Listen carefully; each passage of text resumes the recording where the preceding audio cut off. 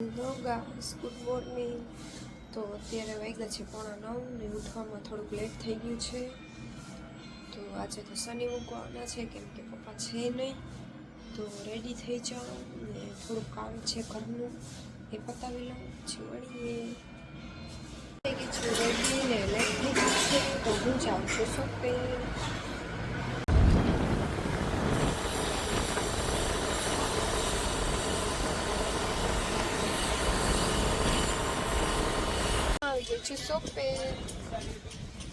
થોડું કામ છે ને રાધાનું તો નક્કી છે નહીં કે આવવાની જ કે નથી આવવાની.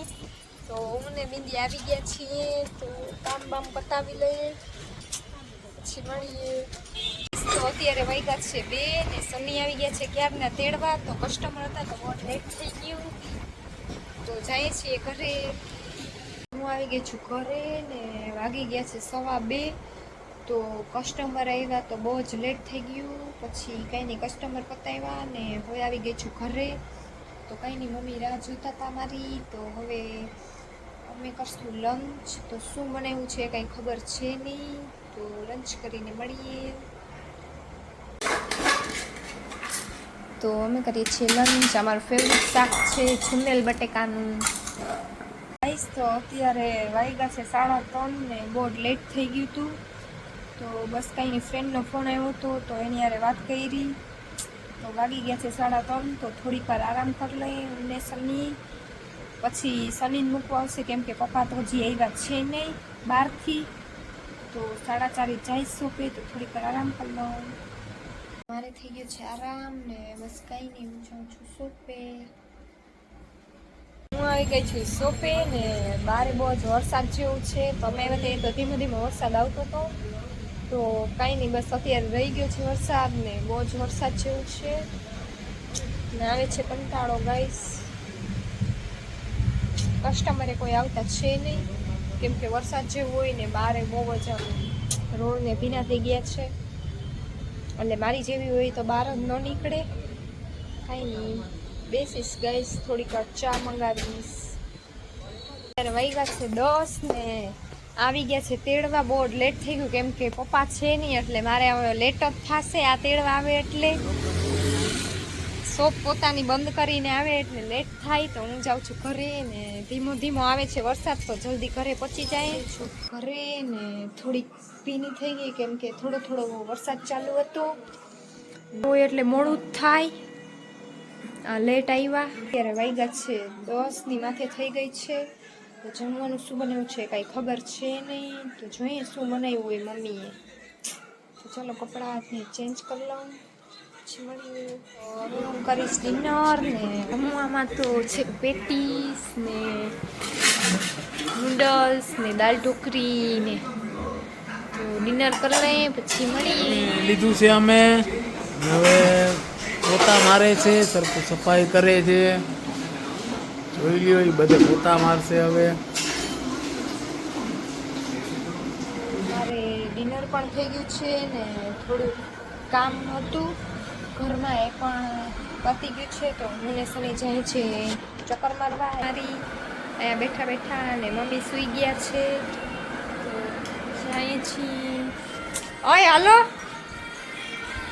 મમ્મી સૂઈ ગયા છે ને અમે જઈએ છીએ. વરસાદ આવ્યો છે ગાઈસ તો બધું ભીનું થઈ ગયું છે બહુ જ. અહીં સીટ ભીની નથી ને? હે નો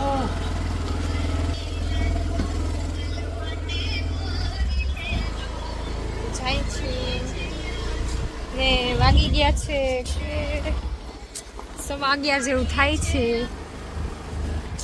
તો કાંઈ નહીં, આજે તો કચરા પોતા અને બધું કર્યું કેમ કે બહુ જ લેટ થઈ ગયું હતું. પપ્પા હજી આવ્યા છે નહીં તો કાલ આવી જશે. સારું, કાલ આવી જાય તો કેમ કે આને આ તો બહુ લેટ આવે છે. બસ કંઈ નહીં, જાય છે ચક્કર મારવા. ફ્રેન્ડ્સ, તો અમે જમીને બહાર ચક્કર મારવા નીકળી ગયા. ચક્કર મારી બધે અને મસ્ત અમારી જગ્યાએ આવી ગયા છીએ. આરામથી બેઠા છીએ. અને અત્યારે અહીંયા વરસાદના લીધે ફોન ઠંડો બંડો આવે છે ને આ મેડમે આરામથી બેઠા છે ગાડી ઉપર. જોઈ શકો છો તમે, મજા આવે છે.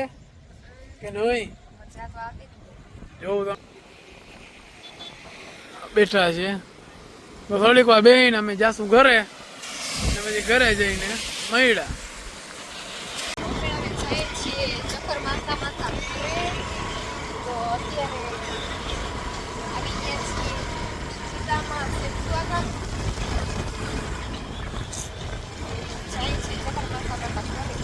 આવી ગયા છીએ ઘરે અને સરપ્રાઈઝની વાત કરવાની હતી તો એમાં એવું થયું કે ફોન તો મારો 11 તારીખે જ આવી ગયો હતો, પણ એની 1-2 દિવસ સોંપે રાખ્યો.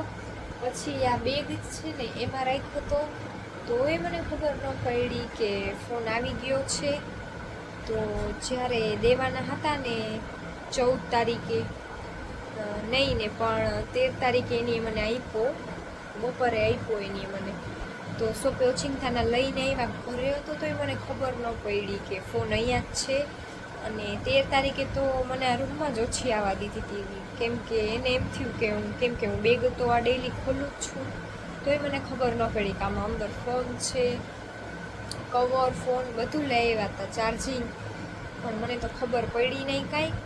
અને સેલિબ્રેટ કર્યું આ વછરાજમાં, ત્યાંય મને ખબર ન પડી કે આટલું ડેકોરેશન ને બધું કર્યું હશે. એની મને સરપ્રાઈઝ આપી હતી ને મને એમ કીધું હતું કે 8 વાગે શોપ બંધ કરી દેજે, આપણે સેલિબ્રેટ કરવા જવાનું છે. તો મને તો એમ થયું કે ડિનર કરવા જવાનું હશે ક્યાંક એમ. તો મને કાંઈ આવી ખબર હતી નહીં કે મને આટલું બધું સરપ્રાઈઝ આપશે. અને ફોનની તો મને કાંઈ આમ ખબર જ નથી કે બર્થડે ઉપર મને ગિફ્ટ આપશે એમ ફોન. અમારે મેરેજ પહેલાં એકવાર વાત થઈ હતી એમ ફોનની, તો મને કાંઈ ખબર હતી નહીં. તો સરપ્રાઈઝ મને આપી રાતે. કાંઈ નહીં ગાઈસ, સેલિબ્રેટ મસ્ત થઈ ગયો બર્થડે. અને કોઈને ઘરે ખબર જ નથી કે આવી રીતે કર્યું છે, ફોન લીધો છે એમ. પડ્યો તો ઘરે જ, બેગમાં જ પડ્યો તો ઓલા, પણ કોઈને ખબર જ ના પડી. સિમ ને બધું કઢાઈ આવ્યા એ પણ મને ન ખબર પડી. એટલે આવું બધું છે ગાઈસ, સરપ્રાઈઝ મારું આવું બધું હતું. બસ કાંઈ નહીં, તો હવે બ્લોગને એન્ડ કરી નાખું, કેમ કે સવારે વહેલું ઉઠાશે નહીં ને વાગી ગયા છે 12. તો આને તો પછી ઉઠવું હોય 9:15 વાગે, એના ટાઈમે જ ઉઠે. આ તમને ખબર જ છે કે ઉઠાડતી જ હું આખો દી આને સવારે. તો હું સૂઈ જાઉં વહેલી, તો સવારે વહેલું ઉઠાય. તો ગુડ બાય, ગુડ નાઇટ. તો વહેલા કાલે નવા બ્લોગ સાથે